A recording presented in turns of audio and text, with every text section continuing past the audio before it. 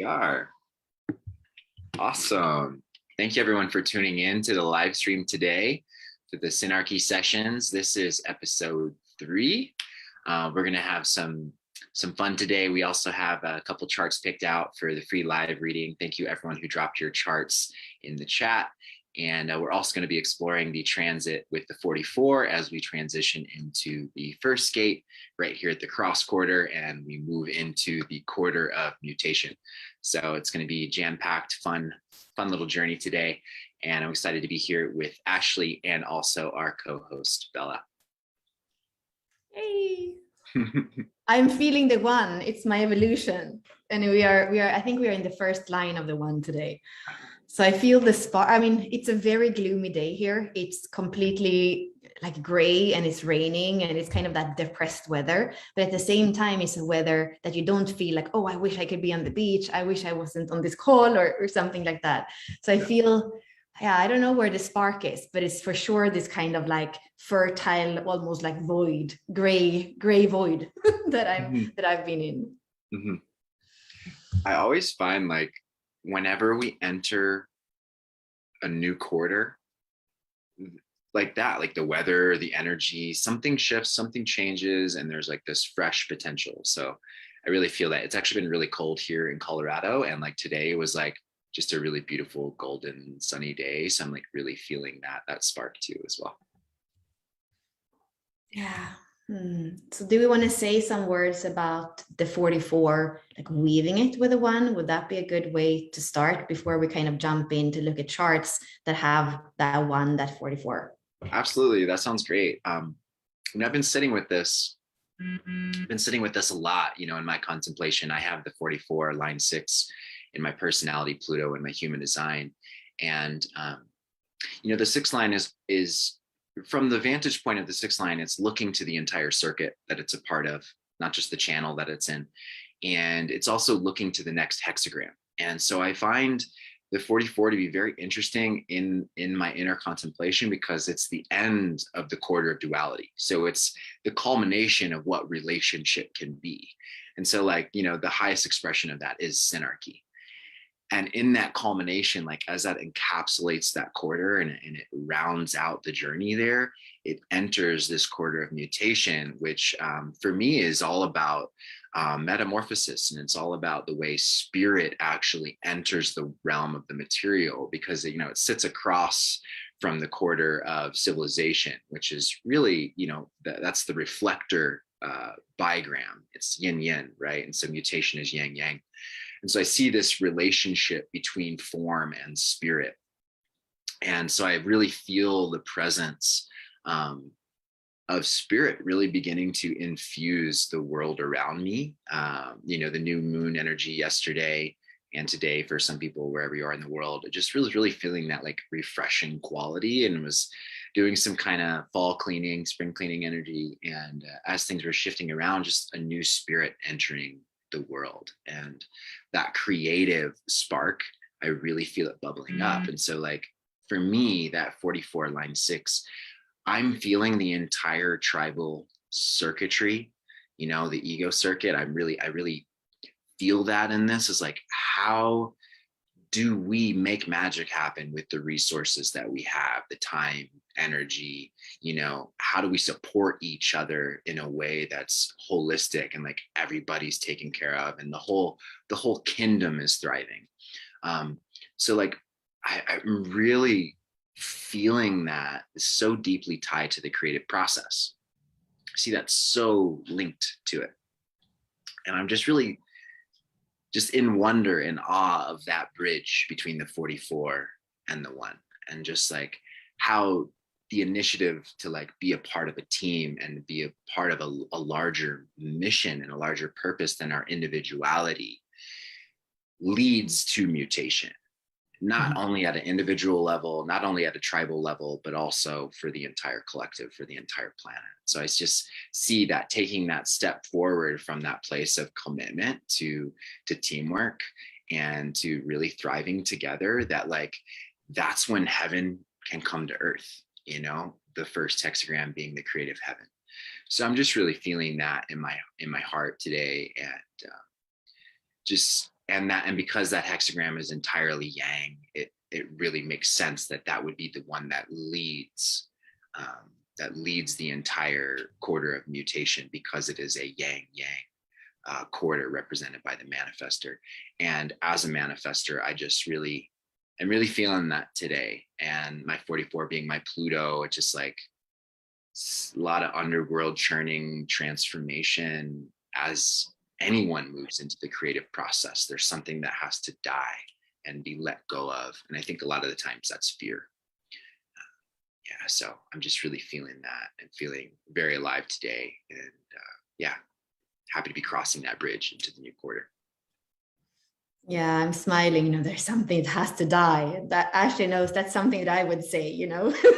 I have the 28th twice that we were speaking about last week. I have the 1 in my evolution, and I have the 44 in my culture, and a bunch of asteroids as well. And I've been feeling deep into that Scorpio energy. And I listened to something on YouTube this morning. It was funny. It was about the different astrological signs in love. So I at first listened to Taurus, which is my sun sign, which is my life's work, my personality sun.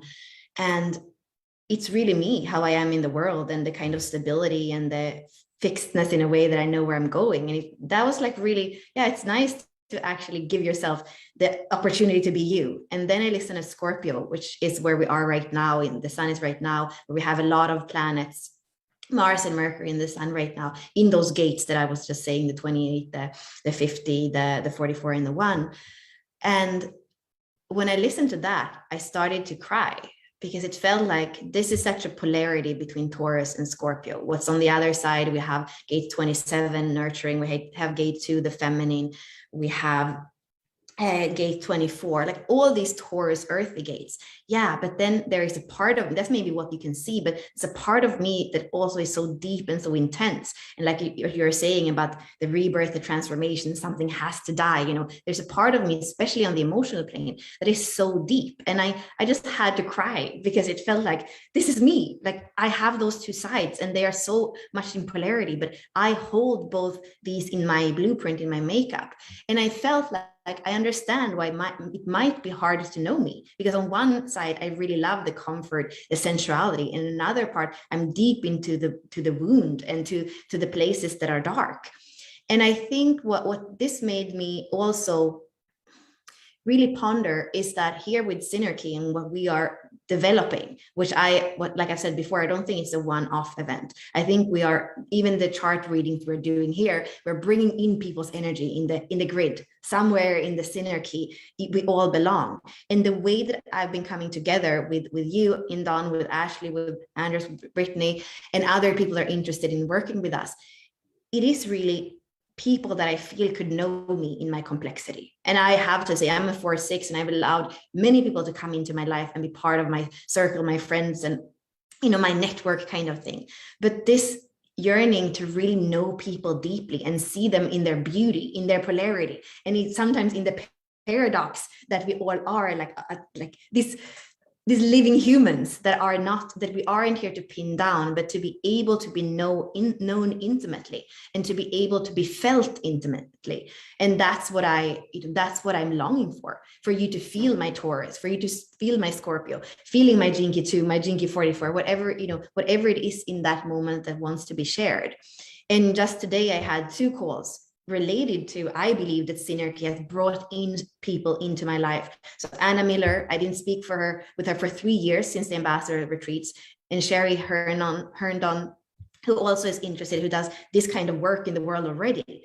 So there is something where these kinds of containers that we are creating, whether it's online right now on a Friday afternoon, or in the mountains in December, or next year in April, like who knows, like this is what I'm longing for, where I don't have to just share this little part of me with these people and this little part of me with this other group. And that's been a little bit my life. It was beautiful to kind of hop between, but I think that there is a new way of knowing each other intimately and of co-creating in the world. And that's what makes me excited about this coming together, and to see that people are kind of hopping on board and they're interested about their own blueprint. And for us ẎnDon to be able to, just do a little touchdown here and there, instead of the whole, process of somebody booking and reading and like recording. And, this is a beautiful way for me to touch people in a way that is just fun and simple and playful.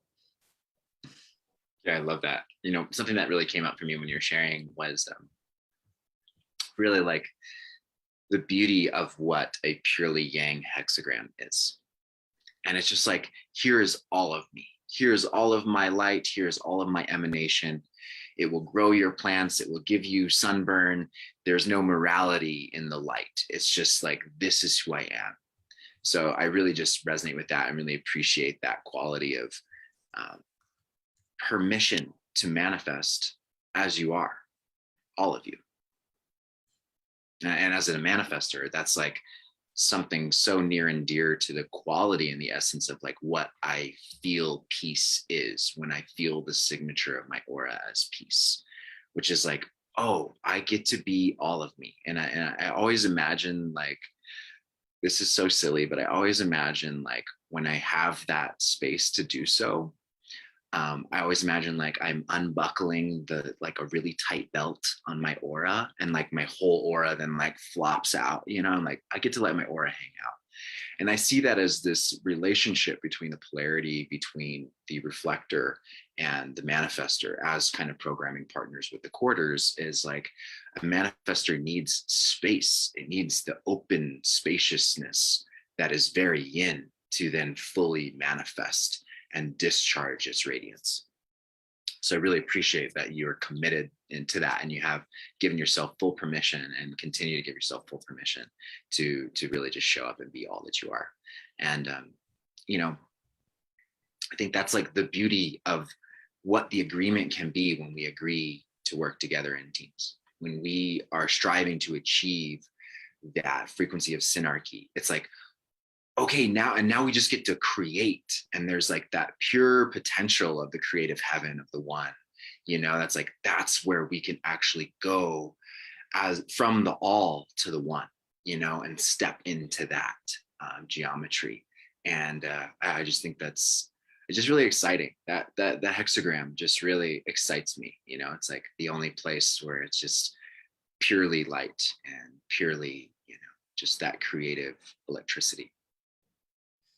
Yeah, so maybe it's time to jump in. Ashley, are you here on the back end? Would you maybe share the first charts with us? And I know we had a few of them. I see that some people are also here that I think we did have their chart. So maybe if somebody's here and we have their chart, maybe we start there. Maybe, yeah. Mm-hmm. Let's see if Ashley's on the back end. Maybe I have to make her call. No, it's good. She can share already. It feels like it's so cool to have somebody that can do the tech for us. Thank you, Ashley. Mm-hmm. Even if you are like very overqualified to do the tech, thank you for being here and doing it for us.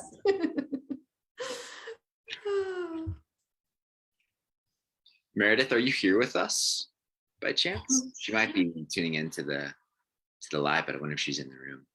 I saw Katharina was in here as well. Exactly.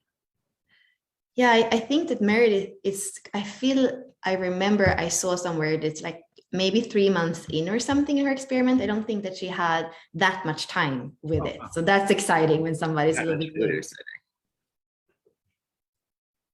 And as a reflector too. So what a beautiful place to begin. Yeah, I was noticing that in a lot of the charts that were posted, there was a lot of openness. And it felt like even when I was looking at the possible charts, it was like I was drawn to the openness somehow. So let's see. Do you wanna start somewhere? Sure. So I'm seeing that her purpose obviously is the 44, line 4. And traditionally in human design, line 4 is called honesty.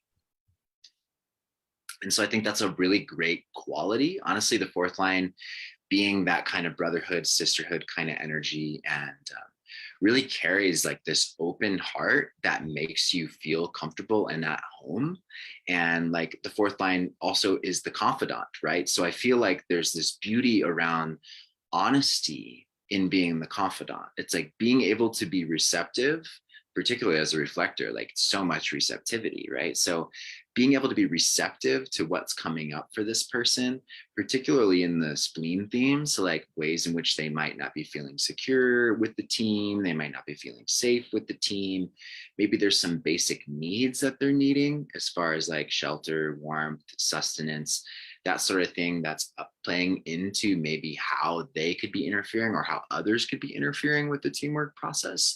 And I see that there's this ability to really reflect honestly, because you have this open spleen. It's a portal for reflection, right? So then you're able to really tune into the other person's body, where they're at, where their level of safety is, like how much joy or fear is being experienced for them, and then being able to give really honest feedback for them. I think that's like just a really beautiful purpose. Like your purpose will always be fulfilled through your honesty.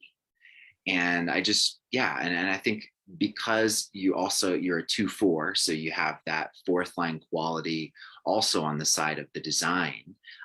It's inherent, like your nature is to be this warm-hearted, like rock for your community and your loved ones. So I see that like further allowing you to access your purpose is through that deep, deep honesty when you're showing up for the people that you really are deeply connected to, that support you and that you support, like your closest inner circle. So I see that being a big part of your journey as a reflector, and that being where you can offer some of the best objective assessment of like how well things are going or not, whether that's for you personally, or for them personally, or for the team as a whole, the group as a whole. Mm. Yeah, I know for both of us, it's hard to do short things on charts. So I'm like, where do I do so it doesn't become too long? What I'm looking at, I love the thing, well, the discernment, I see quite a lot of Gemini energy. I see the 12 twice, I see the 15.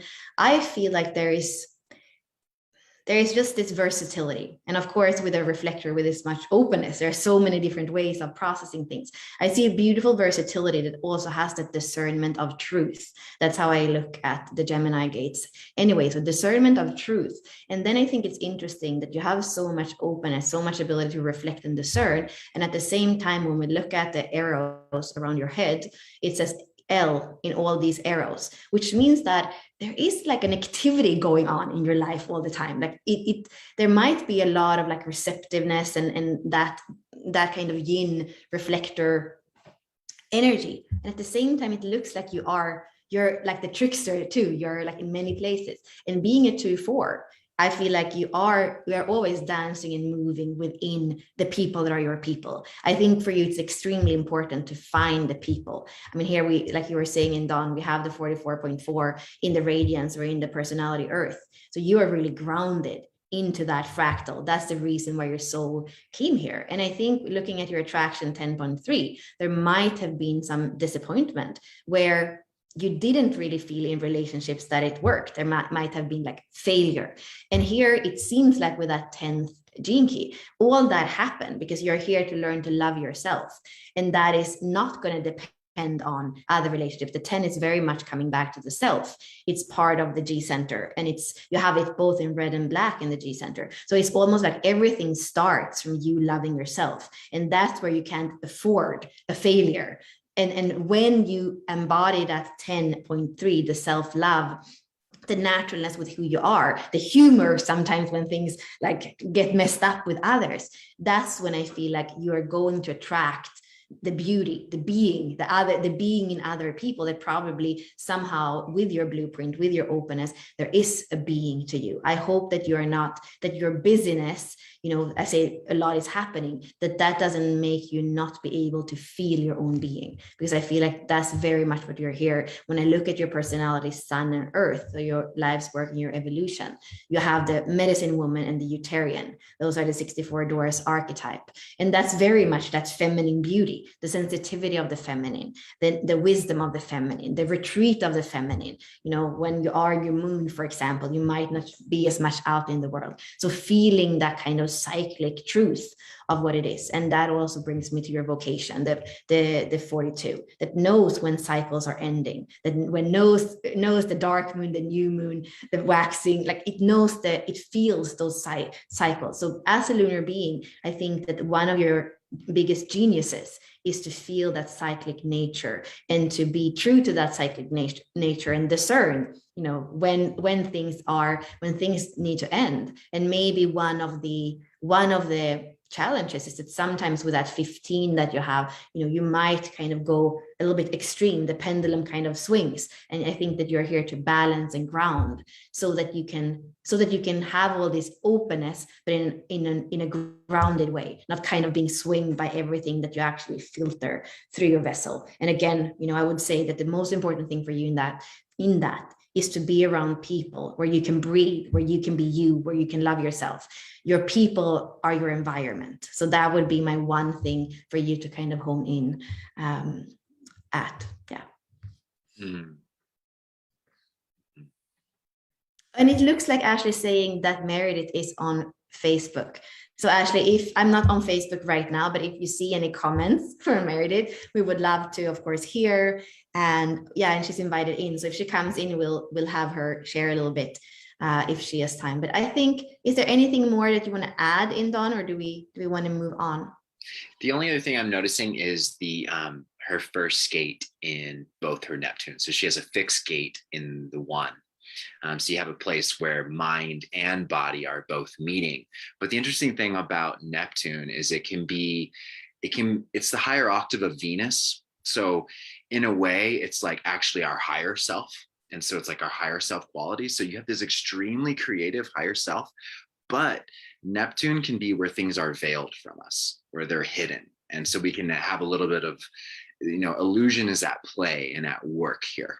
So in a certain capacity, you have like this amazing quality where spirit and form meet in a very creative way. And they're both 2-4. So it's also like enforcing the 2-4 profile that you have. And so I think there might be like this, this place where you can really access this very euphoric creative potential when you're really in your 2-4, when you're really in your dancer, server kind of qualities. But it could be something that could just totally be like, you don't see it until like the higher self steps in and is like, actually, did you see that? Like, this is the creative process. And I think that could be something that even getting just feedback from others and like getting some insights around like, how do you see my creative, like higher self come through? It could be helpful to get that feedback because again, Neptune can be something that we don't see about ourselves. It can be something very elusive. So it could be really beautiful to get that feedback, that honesty from others, right? That teamwork from others to just really to see what that is, because I think there's a lot of potential there as a fixed gate, and also that potential for it to be hidden. Mm-hmm. Yeah, thank you, ẎnDon.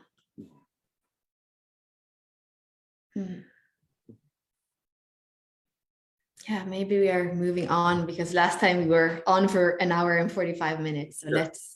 Let's go to the next one. And here we see again a lot of openness. I don't know if Kate, I think I saw Katie on. Let's see. Was it Katie? Were you on in the very even beginning? Katie, yeah. So please write in the chat, and if you want to be unmuted in a little while, we would love to have you unmuted. I realized that last time, or if I remember right, we didn't do a 5-1. And there was something with this profile that for me was powerful, so much openness. And then at the same time, it's like, this is a leader, this is a 5-1.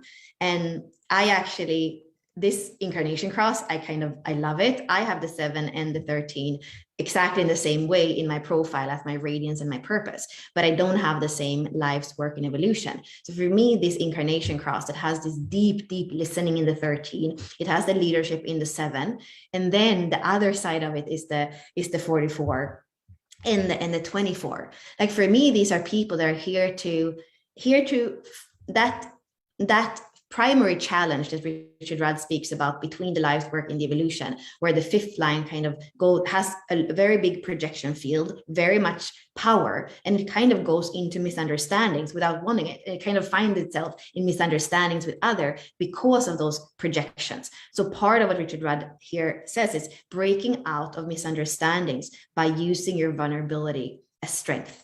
So it's very much going from kind of having to be strong because people project on you to actually go into your vulnerability and daring to show them. And I feel like Ashley, who is a 5-1, who is on behind the scenes, for me, she's a role model for this, because she actually will show up even in her vulnerability, even when things are not perfect, and she will speak from her heart in those places. And that has a very powerful impact on people. So here with the fifth line, it is to tune back into vulnerability. And when you do that, what I see with the 44.5, that's when you're going to powerfully attract that soul fractal. So when that first challenge between the life's work and the evolution, when you can turn around those misunderstandings and attract the right fractal, that's also when the core stability, this other side of you, is unlocking, and you are able to step into that deep listening, to that leadership where you are. It's a leadership that really comes from kind of your physicality. It comes from you. It comes from your investigation. It comes from your creation. It's an empowered leadership that, when I look at your attraction, it's the archetype of the Black Panther.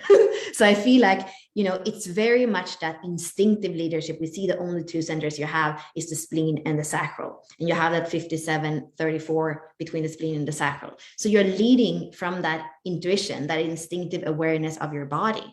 And when you tune in, you live in your sacral and in your spleen, that's where you're impacting the world. And the other parts are all this, the deep listening of the 13. Again, discernment was in the other chart a keyword. It's a keyword here too. So you filter in a lot, and you have the integrity and the wisdom of a 5-1, and then it's like your way of living as this generator that only has two centers. It's very sacral, very splenic, very much in the moment.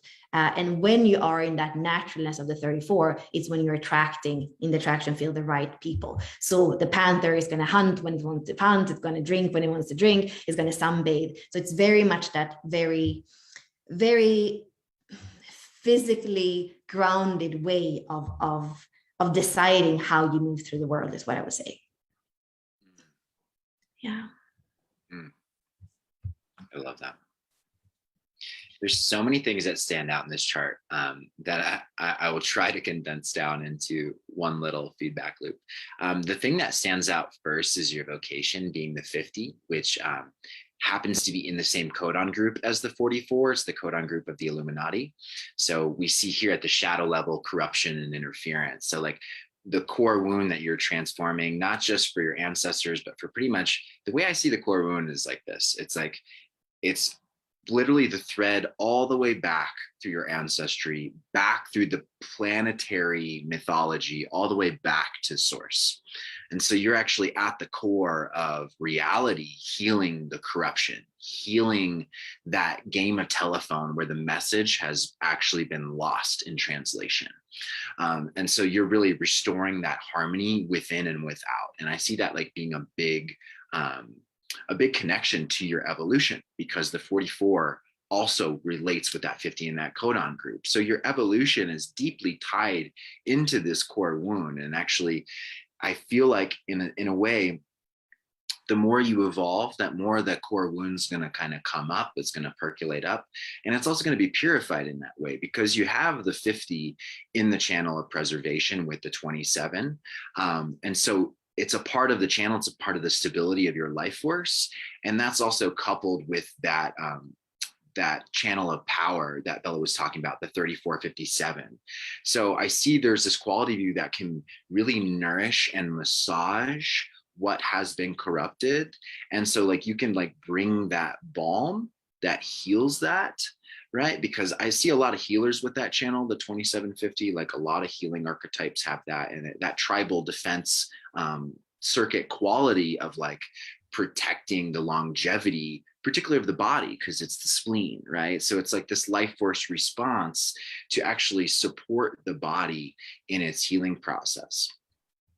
So I don't know if there's a quality of healing with your vocation there in the way that that's tied. But I see your healing, regardless of whether it's physical or not, is tied into that. And your evolution is deeply supporting that. And Bella mentioned the projections that the fifth line gets, right? Now, with that, there's also like, you are this powerful archetype. You have that channel of power, which to me, like that channel looks like an axe. That's the way I see that channel. It's like a handle and then an axe head. So there's this ability to cut through even the densest unease that arises, right? Even the densest of forces that show up in the world, you're able to resurrect and you're able to cut through that. So I see there's this quality of like healing that you bring, trying to preserve others. And there's also this like, I don't take crap, right, from anybody with that. So there's, in that way, I can see that being a balance in the way that you can deal with corruption and interference. You can deal with it in a loving way, and you can also deal with it in a very strong, bold way where you're harnessing the force. And that's how I see that shadow of force with the 34. It's like, it's force, right? But also like mastering that and embracing that shadow is like learning how to use the force, right? Like learning how to have the strength of your energetic body and your response rather than reaction to things, guiding how you show up. And that 57 is obviously giving you the intuition that you need to actually guide that with a lot of clarity. And that 57, because it's Mars, is a very sharp quality to that. There can be a very diplomatic, like you're on the front lines and you're meeting with your enemy and you're able to still remain diplomatic in that. So I see that there's a lot of intuitive clarity right there in the moment available to move through that. And I think that is a great quality in handling those projections as well, because the 44 is also sitting there in the spleen.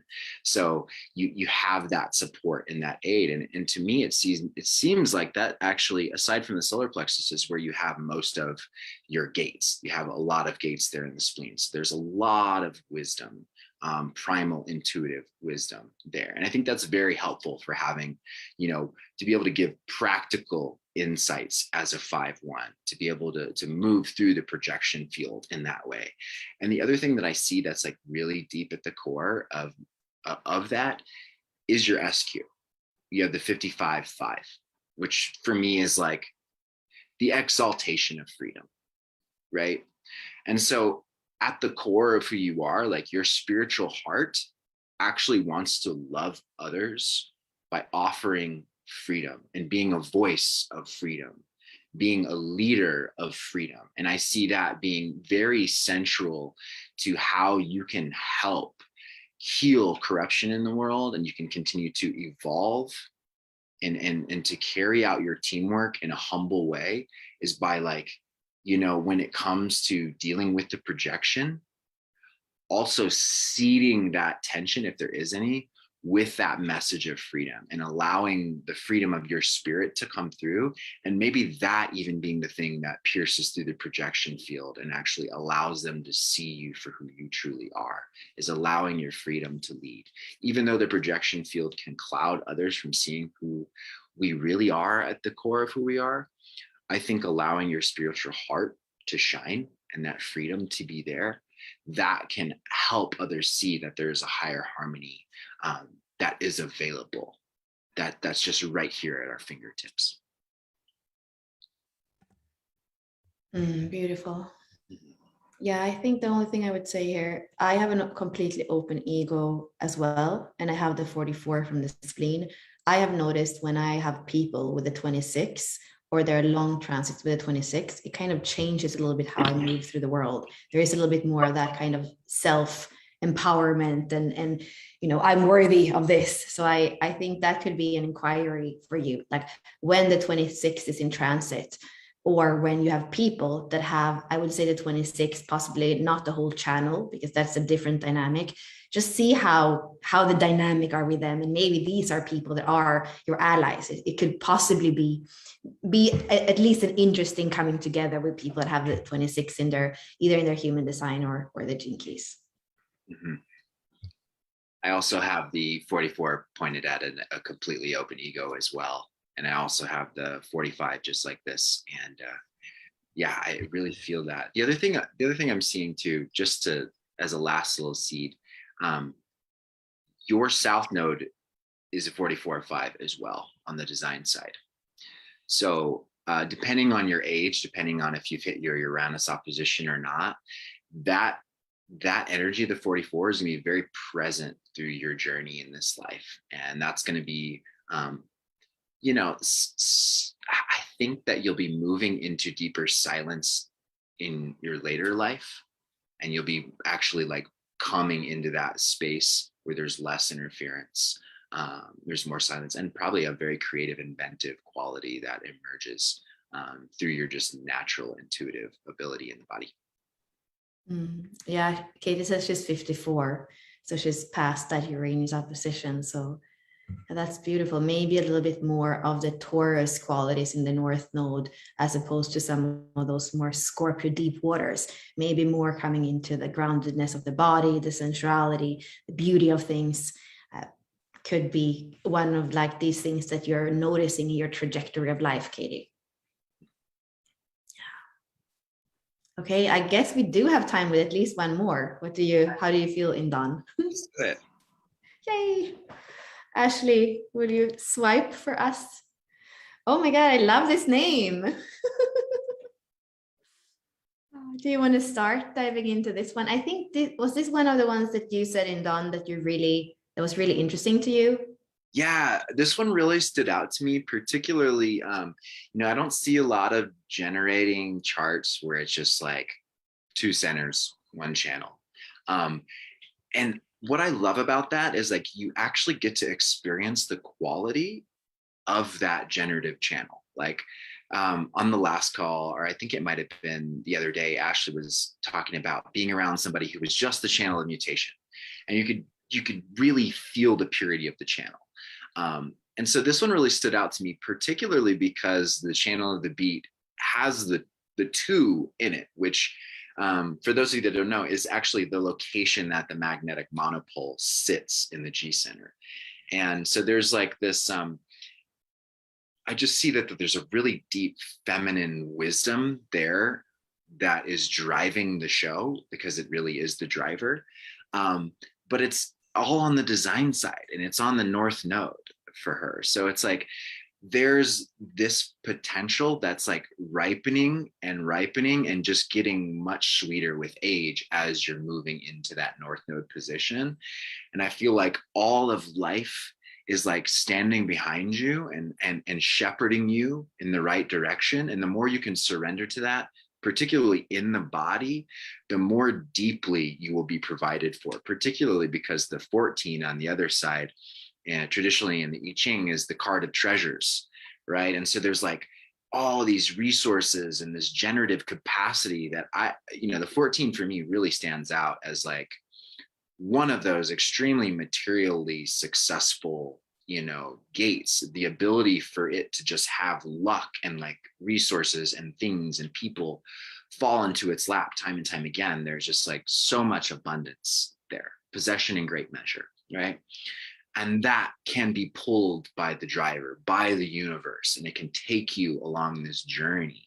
So I just really see just having that channel, it's like that being the stabilizing factor that's connecting your generative authority of the sacral to the G center, which for me, I always feel it as the unified field. It's source, it's God, it's spirit, whatever you want to name it, is the thing that gives us purpose. It gives us our identity as individuals. It fills up our DNA with love, and it guides us. So I just really see that was the thing that really stood out. And there's so much penta activity. That's really what caught my eye. And maybe you want to share some on that, Bella. In the first place that I was drawn to, again, I didn't remember, ẎnDon, that you have a completely open ego and you have the hanging 44 on the other side, but then the 26 is the gap. And here we have the same thing. So there is something that really draws me there. And I look at your 44 and it's in the attraction. And I also see your gene key chart, and I see a lot of 1s and a lot of 6s. And the way we look at this when we work with a little bit of a different transmission, but part of the transmission that Richard Rudd came up with, what that has to do with the Venus, with the lines of the attraction in the Venus sequence. He says when there is a 1 and a 6, there's a karmic relationship. There's a really strong relationship with the 6 and the 1. And I see your chart kind of standing out in that relationship. And in my funny language, I sometimes say you are a hamburger around the universe, which kind of means that, you know, you are really vast. You are the first line and the 6th line. And then another place where I say that as well for people that are vast is when you have the 1 and the 2. For me, that's the evolution and the life's work. And when I look at your chart, you have both the 1 and the 2 on your design side. So there is something with you that really is this vastness. And, you know, we see it in the openness. There's a vastness when there's openness. I know we have at least like 2 reflectors that are with us today. Andy is on the call. And then we did, I think there was, the first person, Mel, that we are looking at. So there is a lot of openness in this call today. It's like that's the way it is. For you though, I feel when we look at your awareness, there's also those arrows. 3 of the arrows are to the left, to the right, which is the receptive, the yin, the feminine. Then you have 1 perspective that is to the left. And you are 5-1. So I wonder, like, do you have this strong theme of leadership that is kind of action oriented? The 5th line is kind of action oriented and practical. And at the same time, when I look at your chart, there is this vastness, the 1 and the 2. There's just so much, almost like what I was saying in the beginning, polarities or paradox. And I think that, what does that boil down to? Well, the 6s and the 1s in your chart, I think the 6th line can lead to some disappointment early in your life. The 6th line attraction, you know, you have this vision of a world where we all live in a synarchy, where we all are friends, when the teamwork is beautiful. And then the 6th line, you have the first 30 years where there's going to be a lot of trial and error in your relationships, in what you attract. So they can lead to that disappointment. The synarchy that I'm dreaming on and that I feel in my sacral, that's possible. For me, the 2 and the 14, the only channel that you have, is the most tantric channel of all the channels. It's that power that comes from the sacral and it's circulated up into the heart. And that's what you are, you know, an example for in this world. So the way that you are seeing especially in your early years, that people are merging, that people are not the keeper of the keys, that I feel can be a disappointment. And maybe part of your life as a 5-1 with this strong leadership theme in the 31 and the 41 is to be part of creating a world where there is more of that synarchy, where there is more of that merging. For me, the tantric merging is with the physical body, with the human heart, and then with spirit and the creator mind that we actually have as humans, as the only animals on this earth. So I feel that could be a theme. And there is something with the 1st line that are really asking you for simplicity. And they are asking you to not be disappointed with life to the extent that you don't share your wisdom. You know, the 1st line in those leadership keys could kind of have it inside of you in the body, but it doesn't really come out. The culture is the 1st line. It might not really share that. It might not really share the vision. And the same thing, the IQ, which is the way that we value things and kind of think and communicate, is also 1st line. So I really want to, if there is something that you feel is there and that the world needs to hear, I would say, you know, it needs to be shared. And the way of doing it, again, as a 5-1, there is a certain vulnerability. There might be things that the world can't see yet. You have the 3rd line in your evolution. There is an inventiveness in you. So I feel like you might be before your time, but that doesn't mean that we are not ready. So I guess with all this, I would just say we are ready for you, and share those deepest part of you, the seed that is part of that spark that is your creation. I want to feel that key, you know, I want to be the keyhole kind of thing. That's what I feel for a chart. And I feel like an emotional beauty with this chart, with the vastness, with the practicality of the 5-1, and then the 1st lines and the 6th lines that are this hamburger around the universe. Mm. Mm.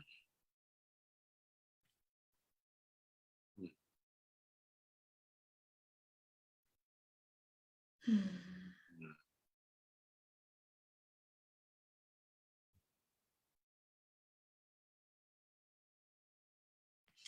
Yeah. Well, I guess it's some of the Scorpio energy that is making me intense here.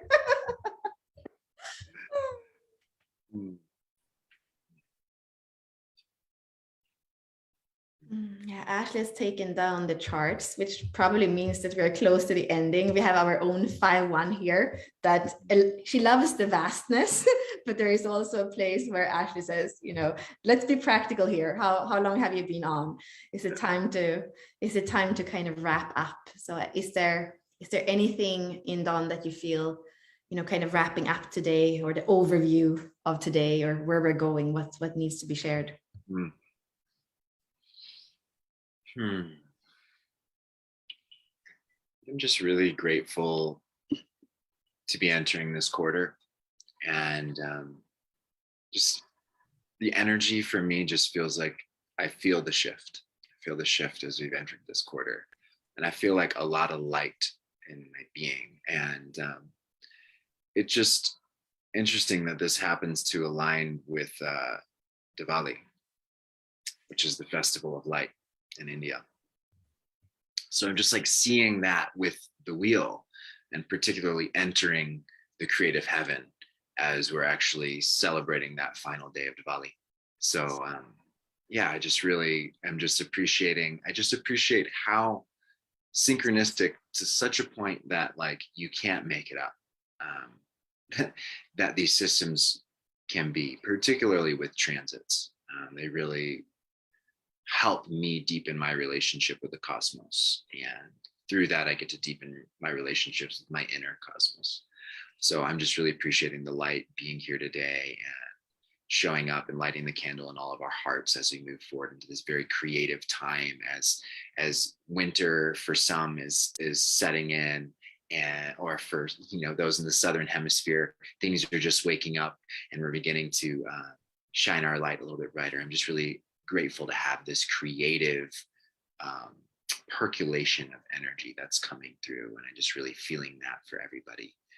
And yeah, just really grateful for that. Yeah, when I hear you speak, being here in Miami where there aren't really any seasons, I have a little bit lost touch. In Sweden, we have really warm days in the summer where you can be dressed like this, and then in the winter you die if you go out like this. So I have a little bit lost touch with that. And when I hear you speak and about this quarter that we're going into, which is 3 months of the year, the word that comes to me is Advent. I don't know if you have that here, but it's what we say in the 1st of December. You have that period of waiting for Christmas, waiting for the light, that the star, you know, and that's a little bit what I feel. And I don't know exactly what the anticipation is for. I did notice that in the last chart that we looked at, the 41, the anticipation was that purpose.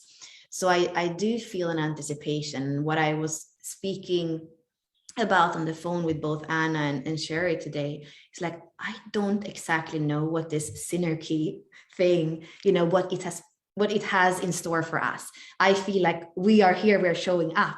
And like I said, it's a seed that is planted. And I feel this anticipation, or this Advent, even like this kind of honoring of the process that we're in.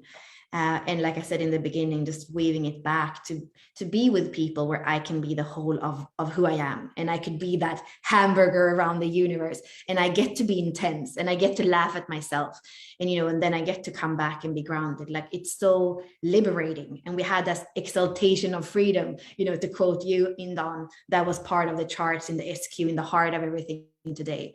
So that's what it feels like for me when I can be here. And one day I show up with red lipstick, and one day I show up and I'm in a completely different energy, but it's all part of who I am and what happens when the transits move through. And that's what I hope that the Synarchy events that we're going to do in person are going to be a hub for, that we come and we can feel the transits that are moving through us, and know that, you know, it's not that we are unstable just because we feel the transits. It's the beauty of being human and being a filter for the universe moving with us and through us.